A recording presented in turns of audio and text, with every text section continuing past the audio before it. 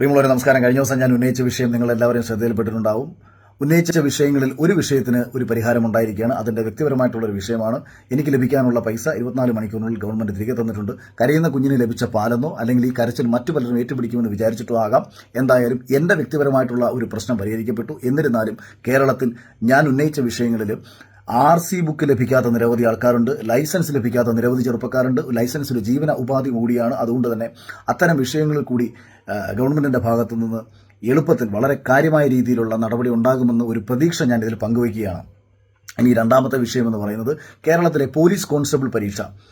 അതിലെ റാങ്ക് ലിസ്റ്റിൽപ്പെട്ട ഉദ്യോഗാർത്ഥികൾ അവർ വലിയ രീതിയിൽ വിഷമത്തിലാണ്. കഴിഞ്ഞ 2.5 വർഷക്കാലമായിട്ട് അതിന്റെ കാര്യങ്ങളൊന്നും നടക്കുന്നില്ല.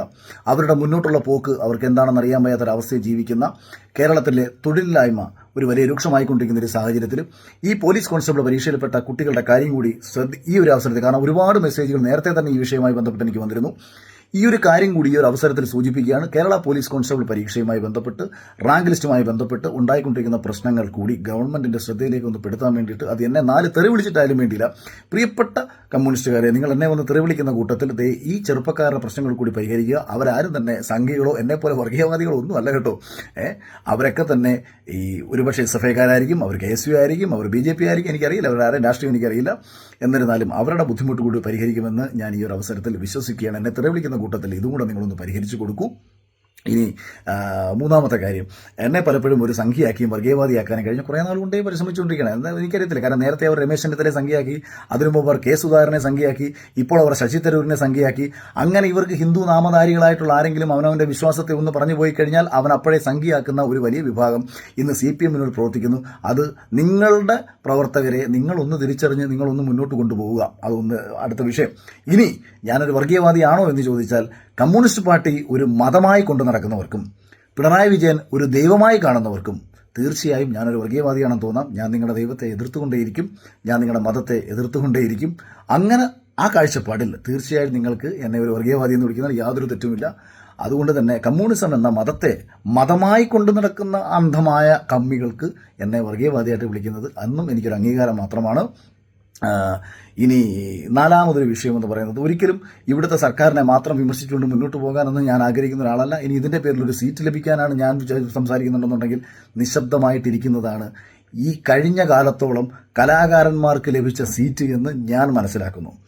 കേരളത്തിൽ ഏതെങ്കിലും ഒരു കലാകാരൻ, സിനിമാക്കാരനായിക്കോട്ടെ, കവികളായിക്കോട്ടെ, എഴുത്തുകാരായിക്കോട്ടെ, സാഹിത്യ മേഖലയിൽ നിൽക്കുന്ന ആരും ആയിക്കോട്ടെ, പാട്ടുകാരനായിക്കോട്ടെ, ആരും ആയിക്കോട്ടെ, ഒരാളുടെ ഉദാഹരണം നിങ്ങൾക്ക് പറയാമോ?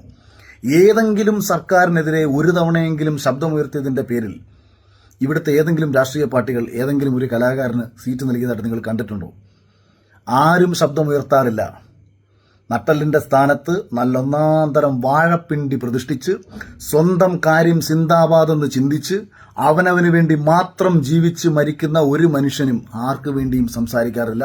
നിശബ്ദത എന്ന് പറയുന്നത് അവനവന്റെ നേട്ടങ്ങളുടെ ഏറ്റവും വലിയ ബേസാണ് എന്ന് മനസ്സിലാക്കി തന്നെയാണ് ഇവരെല്ലാവരും പ്രവർത്തിക്കുന്നത്. അതുകൊണ്ട് സീറ്റ് ലഭിക്കാൻ വേണ്ടിയിട്ട് എനിക്ക് സംസാരിക്കേണ്ട കാര്യമില്ല. എനിക്ക് ഏതെങ്കിലും രാഷ്ട്രീയ നേതാക്കന്മാരെ സുഖിപ്പിച്ച് അവർ വിളിക്കുന്ന പരിപാടികളിൽ പോയി അവരെ സുഖിപ്പിച്ച് സംസാരിച്ച്, ഞാൻ ഓപ്പോസിറ്റ് നിൽക്കുന്ന ആരെക്കുറിച്ചൊന്നും പറയണ്ട, അവരെ അങ്ങ് സുഖിപ്പിച്ച് സംസാരിച്ച് അവരുടെ പരിപാടിയിലേക്ക് ഒന്ന് പങ്കെടുത്ത് നിന്നാൽ എനിക്കൊരു സീറ്റൊക്കെ ലഭിക്കും. എനിക്ക് അങ്ങനെ ഒരു സീറ്റും വേണ്ട, അങ്ങനെ ലഭിക്കുന്ന ഒരു നേട്ടവും എനിക്ക് വേണ്ട. ഇനി ഇങ്ങനെ ഗവൺമെന്റിനെ എതിർത്തതിന്റെ പേരിൽ നഷ്ടങ്ങൾ മാത്രമേ ജീവിതത്തിൽ ഉണ്ടാവുന്നുണ്ടെന്നുണ്ടെങ്കിൽ നഷ്ടങ്ങൾ മാത്രം ഉണ്ടായാൽ മതി. ഇനി ഇതിന്റെ പേരിൽ വഴിയിലിട്ട് വണ്ടി ഇടിപ്പിച്ചങ്ങ് കൊന്നാലോ മറ്റെന്തെങ്കിലും കള്ളക്കേസിൽ കുടിക്കിയാലോ അതുകൊണ്ട് ഇവിടെ അങ്ങ് നശിച്ചു പോകുന്നെങ്കിൽ അങ്ങനെയും പോയിക്കോട്ടെ. അങ്ങനെ ഒന്നും ചിന്തിച്ച് ജീവിച്ചു മരിക്കണം. അതേപ്പം ഞാൻ 2011-12 രാഷ്ട്രീയ പ്രവർത്തനം നടത്താൻ തീരുമാനിച്ച സമയത്ത് ഞാൻ പലപ്പോഴും പറഞ്ഞിട്ടുണ്ട്, ഞാൻ തുടർച്ചയായി 3-4 പ്രാവശ്യം എനിക്ക് തൈറോയിഡിന്റെ വലിയ പ്രശ്നം ഉണ്ടായതുകൊണ്ട് ഞാൻ കുഴഞ്ഞു വീഴുന്നുണ്ടായിരുന്നു. അപ്പോൾ എനിക്കന്ന് അറിയില്ല തൈറോയിഡിന്റെ പ്രശ്നം കൊണ്ടാണോ ഞാൻ കുഴഞ്ഞു വീഴുന്നതെന്ന് എനിക്കറിയില്ല. ഞാൻ നിരന്തരം കുഴഞ്ഞു വീണ സമയത്ത് ഞാൻ വിചാരിച്ചു എനിക്കെന്തോ ബ്രെയിൻ ട്യൂമറോ മറ്റോ ആണ്. അപ്പോൾ പിന്നെ വടിയാവാനുള്ള സാധ്യത കൂടുതലാണ്. മരിക്കുന്നതിന് മുൻപ് എന്തെങ്കിലും നല്ല കാര്യം ചെയ്തിട്ട് മരിക്കണം. അതുകൊണ്ട് മാത്രമാണ് ഞാൻ രാഷ്ട്രീയ പ്രവർത്തനത്തിലേക്ക് ഇറങ്ങുന്നത്. കാരണം ഞാൻ കോളേജിൽ ഒരു രാഷ്ട്രീയ പാർട്ടിയുടെ ഭാഗമല്ല. എൻ്റെ 22 വയസ്സ് വരെയും ഞാൻ ഒരു രാഷ്ട്രീയ പാർട്ടിയുടെ ഭാഗമല്ല. കുട്ടിക്കാലത്ത് 16-17 വയസ്സിൽ ഞാൻ RSSന്റെ ശാഖയിൽ പോയിരുന്നത് RSS എന്തെന്ന് അറിഞ്ഞിട്ടോ RSSകാരൻ്റെ മറ്റു കാര്യങ്ങളെക്കുറിച്ച് അറിഞ്ഞിട്ടോ ഒന്നും ആയിരുന്നില്ല. കബഡി കളിയും മറ്റു കാര്യങ്ങളുമൊക്കെ കണ്ട് അമ്പല പരിസരത്ത് ഓടിച്ചാടി നടന്ന, അല്ലെങ്കിൽ ഞാൻ ജന്മം കൊണ്ട് നമ്മളൊരു അമ്പലവാസിയായിട്ടുള്ളൊരു മാരാര് തന്നെയാണ്. അപ്പം അങ്ങനെ അവിടെ പോയി നിന്ന് ഇതൊക്കെ കണ്ട് അതിനൊപ്പം കൂടുകയും ഞാൻ ആക്റ്റീവായതുകൊണ്ട് ഞാൻ പലപ്പോഴും ഞാൻ സ്കൂളിൽ 1ാം ക്ലാസ് മുതൽ 10ാം ക്ലാസ് വരെ സ്കൂൾ ലീഡറായിരുന്നു, സ്കൂളിൽ ചെയർമാനായിരുന്നു. അതുകൊണ്ട് ശാഖ എടുക്കുകയും മറ്റും ചെയ്തിട്ടുണ്ട്. അതിൽ തന്നെ ഞാൻ പ്രവർത്തിച്ച സമയത്ത് RSSലെ ഒരു വ്യക്തിയുടെ, എൻ്റെ സുഹൃത്തിൻ്റെ കഴുത്തിൽ കിടന്ന കൊന്ത വലിച്ചു പൊട്ടിച്ച് കളയണം, ഇതൊക്കെ എന്തിനാണ് കഴുത്തിലിടുന്നതെന്ന് അന്നൊരാൾ ചോദിച്ച ഒരൊറ്റ കാരണത്തിൽ പിന്നീട് ഒരിക്കൽ പോലും ഞാൻ സഹകരിക്കാതെ മാറുന്നതാണ്. ഞാൻ എല്ലാവരെയും പറയുന്നില്ല, എല്ലാവരിലും ഇതേപോലുള്ള കൃമികളുണ്ട്. എല്ലാ മതത്തിലുമുണ്ട്, എല്ലാ പ്രസ്ഥാനത്തിലുമുണ്ട്.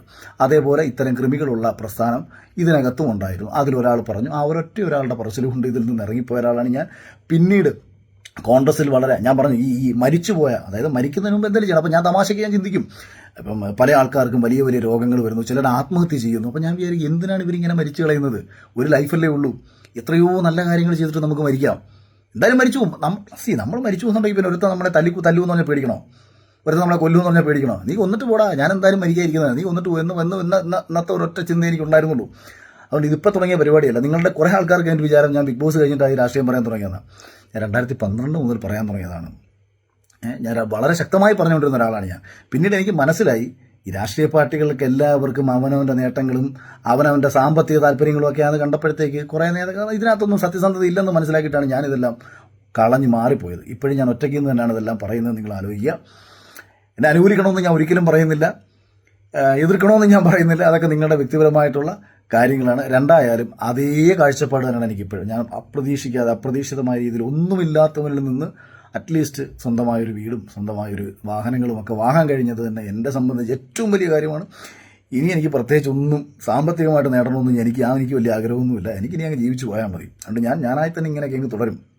അതുകൊണ്ട് ദയവ് ചെയ്ത് അനാവശ്യമായി കടന്നാക്രമിച്ച് ഇനി എന്നെ ഒരു പാർട്ടിയുടെ ഭാഗമാക്കിയേ പറ്റൂ എന്ന് നിങ്ങൾക്ക് ഉറച്ച് പിച്ച് നിൽക്കാൻ വെച്ചേക്കാം. നിങ്ങൾ കാരണം ഇവരെ കുറേ ആൾക്കാർ നിങ്ങളിങ്ങനെ BJPയുടെ പാളയത്തിലേക്ക് നിങ്ങളിങ്ങനെ പലരെ എത്തിച്ചുകൊണ്ടിരിക്കുകയാണല്ലോ. എന്നെയും എത്തിക്കണമെന്ന് നിങ്ങൾക്ക് നിർബന്ധമാണെന്നുണ്ടെങ്കിൽ ചിലപ്പോൾ നിങ്ങളുടെ നിർബന്ധത്തിന് വഴങ്ങി ഞാൻ അങ്ങോട്ട് പോയേക്കാം.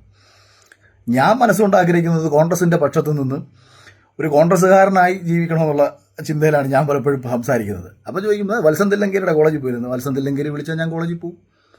ഞാൻ മുമ്പ് ആവർത്തിച്ച് ഞാൻ പറഞ്ഞ കാര്യമാണ്, നിങ്ങളുടെ സംസ്ഥയുടെ പരിപാടിക്ക് വിളിക്കുന്നു, ഞാൻ പോകാം. CPM ഭരിക്കുന്ന ഏതെങ്കിലും പരിപാടിക്ക് നിങ്ങൾക്ക് എന്നെ വിളിക്കേണ്ട ആവശ്യമുണ്ട്. നിങ്ങൾ വിളിക്കത്തില്ലായിരിക്കാം, പക്ഷേ വിളിച്ചാൽ ഞാൻ വരാം. അവിടെ വന്നാൽ ഞാൻ ആവും. അപ്പോൾ ഇത്തരത്തിലുള്ള വർഗീയ പരാമർശങ്ങളൊക്കെ നടത്തി സ്വയം അപഹാസ്യരാവരുത് സുഹൃത്തുക്കളെ. എന്നിട്ട് നിങ്ങൾ കമ്മ്യൂണിസ്റ്റുകാരാന്ന് പറയുകയും ചെയ്യരുത്. ജനങ്ങൾക്ക് വേണ്ടി സംസാരിക്കുന്നതോളം സന്തോഷം മറ്റൊന്നുമില്ല എന്ന് പറഞ്ഞുകൊണ്ട് നിരവധി പ്രശ്നങ്ങൾ നമുക്കിടയിലുണ്ട്. എന്നെക്കൊണ്ട് പറ്റുന്ന പ്രശ്നങ്ങളിലൊക്കെ ഇടപെട്ടുകൊണ്ട് തന്നെ മുന്നോട്ട് പോകുമെന്ന് പറഞ്ഞുകൊണ്ട് നിർത്തുന്നു. എന്നെ പിന്തുണച്ചവർക്കും എന്നെ സ്നേഹിച്ചവർക്കും എനിക്ക് വേണ്ടി സപ്പോർട്ട് ചെയ്തവർക്കും ഒരുപാട് തെറി വിളിക്കുന്നവർക്കും 1000 സ്നേഹം അറിയിച്ചുകൊണ്ട് ഇനിയും ഇതുപോലുള്ള പ്രതികരണങ്ങളുമായി ഞാൻ ഇവിടൊക്കെ തന്നെ ഉണ്ടാകും. കാണാം. നിങ്ങളുടെ ഡിസൈനർ ഹോം എന്ന സ്വപ്നം യാഥാർത്ഥ്യമാക്കുന്നു. സാൻബിൾഡ് ഡിസൈൻഡ് ബൈ കോൺസെപ്റ്റ്സ്.